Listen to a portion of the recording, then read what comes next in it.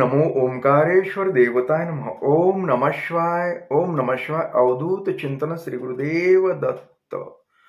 मंडळी, शंका समाधान या कार्यक्रमासाठी मी संगमेश्वर गिरी श्री क्षेत्र ओंकारेश्वर देवस्थान बिलोद्यान जानेगाव इथून आपलं सर्वांचं हार्दिक स्वागत करतो. मंडळी, आज आपल्याकडे प्रश्न आलेला आहे. तो प्रश्न असा आहे की हे प्रेमाच्या संदर्भातला प्रश्न आहे, पण असो. म्हटले महाराज की त्या समोरच्या व्यक्तीनं प्रेम तिनं दाखवलं अगोदर. मी काही सुरुवातीला प्रेमात पडलो नव्हतो, काही नव्हतं, फक्त असं ओळख होते, असं बोलणं थोडंफार. पण तिनंच प्रेम व्यक्त केलं म्हणले. मी सुरुवातीला प्रतिसाद पण दिला नाही.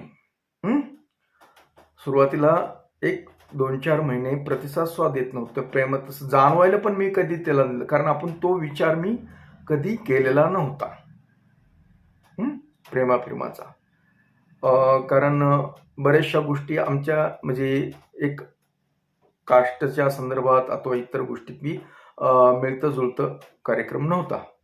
त्याच्यामुळे मी हा विषय अगर माझं स्वप्नात मी पाहिलं नव्हतं म्हटले. पण समोरची व्यक्ती प्रेम अति दाखवायली, त्यानंतर ऑटोमॅटिक मी बदललो आणि मी सुद्धा त्या व्यक्तीवर नकळतपणे प्रेमात करू लागलो. नकळत प्रेमात पडलो म्हणायला काय अडचण नाही. आणि आमचं व्यवस्थित चाललं म्हटले. आणि व्यवस्थित चालत त्या व्यक्तीच्या जीवनामध्ये काय माझ्यापेक्षा पैशानं ही सगळ्या गोष्टी त्याचा म्हणजे परिपक्व असे आणि बाकीचा समजा ज्ञानाचा विषय नाही, पण खूप पैसेवाली व्यक्ती तिच्या संपर्कात आली आणि म्हणून तिने मला सोडलं म्हणले. म्हणजे हळूहळू हे करायला चालू केली. मग पूर्वीसारखं बोलणं नाही, काही नाही, म्हणजे असं थोडं थोडं ते टाळाटाळ करत. लक्षात आलं की काहीतरी प्रॉब्लेम आहे. आणि शेवटी तिनं स्वतःहून सांगितलं की माझं असं असं आहे.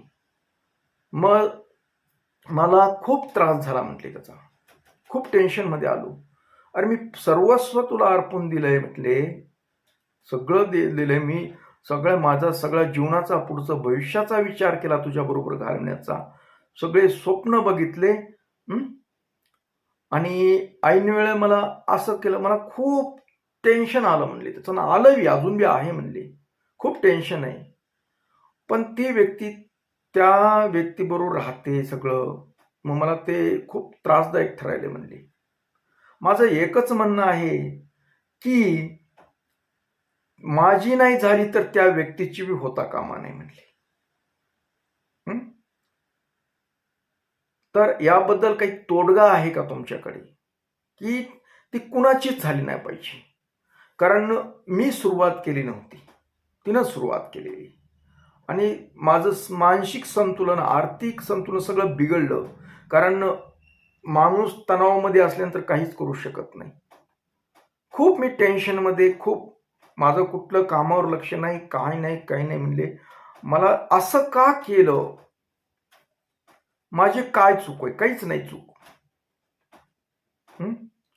मी मनातून भरपूर प्रेम करण्याचा प्रयत्न केला, तिचे स्वप्न साकार करण्याचा प्रयत्न केला, सगळं करण्याचं, काहीही करण्याचं. कारण मी सर्वस्व ती असं समजलं. बरं, ती तशी पुढून प्रतिसाद देत होती म्हणून मी केलं तसं. आणि आता तिसऱ्या व्यक्ती म्हणजे आमच्या दोघांमध्ये तिसरीकडे ती होऊन गेली. अजून स्वतः सांगते मी होऊन गेले म्हणून. कारण आपलं जमत नाही पुढे, आपलं म्हणजे तू माझ्या ह्याचा नाही, लायकीचा नाही असं सांगितलं. माझ्या मनाला खूप लागलंय.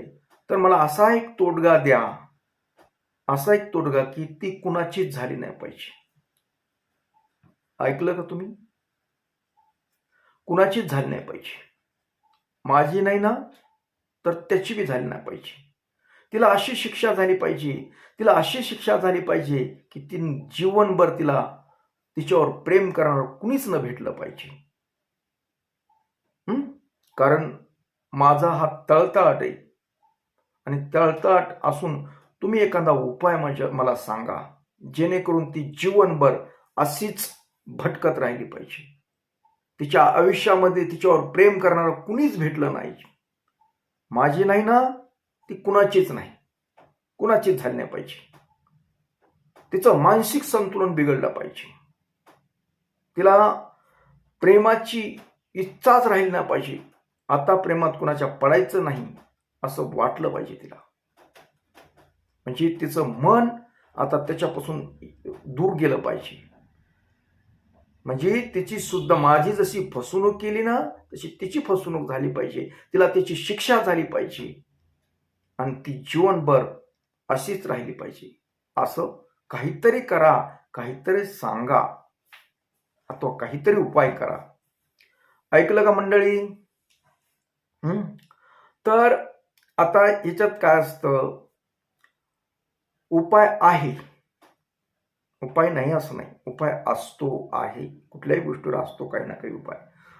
पण इथं ही उपाय कधी लागू करता येतो, होतो कधी, की खरंच तुम्हाला एखाद्या व्यक्तीनं धोका दिला, विनाकारण तुमच्यावर प्रेम दाखवलं, नंतर तुम्हाला सोडून दिलं, त्याच्यामुळे तुम्ही मानसिक धक्क्यामध्ये गेलात आणि त्यावेळेस तुम्हाला जो त्रास होतोय त्या व्यक्तीने थोडक्यात तुमची फसवणूक केली म्हणायला.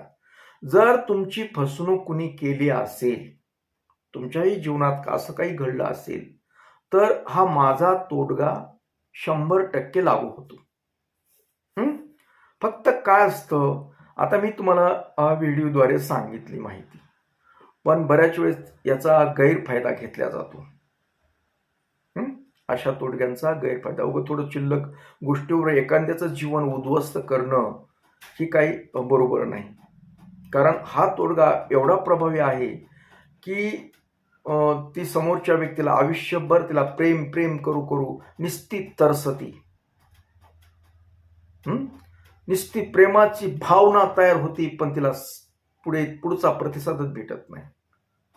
आयुष्यभर तळमळ तळमळ तळमळ करून मरेल, पण तिला शेवटपर्यंत प्रेम, जीवापाड प्रेम करणारा कुणीच भेटू शकत नाही. येतील दागा देतील, येतील दागा देतील, आणि याच्यामुळे ती मानसिक तणावामध्ये जाते.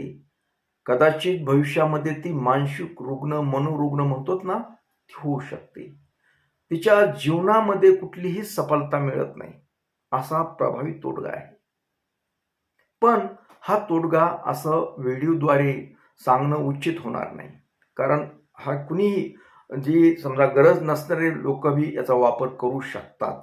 म्हणून मी हा तोडगा असं मंत्र वगैरे सांगेल ते आहे तो, पण जी पूर्ण कसा करायचं काय याच्याबद्दल, ज्यांना का खरंच असं झालंय, ज्या व्यक्तीला असा धोका झालाय, मग त्यात पुरुष असेल, स्त्री असेल, कुणीही असेल, असं काही नाही, ज्यांनी तुम्हाला धोका दिलाय, तुमचं प्रेमाचं नाटक करत तुमच्या बरोबर आणि ऐन वेळेला तुम्हाला सोडून दिले, जे त्याच्यामुळे तुम्ही मानसिक तणावामध्ये गेलात, टेन्शनमध्ये गेलात, त्याच्यासाठी हा तोडगा आहे. पण तोडगा मी हा याच्यावर सांगू शकत नाही.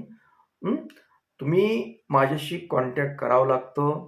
तुमची किती श्रद्धा आहे अशा गोष्टीवर ही मला पाहावं लागते. खरंच का तुमचं असं झालंय का? ज्यावेळेस तुमच्याशी चर्चा करतो त्यावेळेस मला जर जाणवलं की खरंच ह्या व्यक्तीबरोबर असा प्रसंग झालाय, अगर हिला खरंच त्रास झालाय, हिला खरंच टेन्शन दिलंय, विनाकारण त्रास होतोय, अशा गोष्टी वाटल्या तर मी जरूर तुम्हाला ते तोडगा सांगतो, पण व्हिडिओवर सांगणार नाही.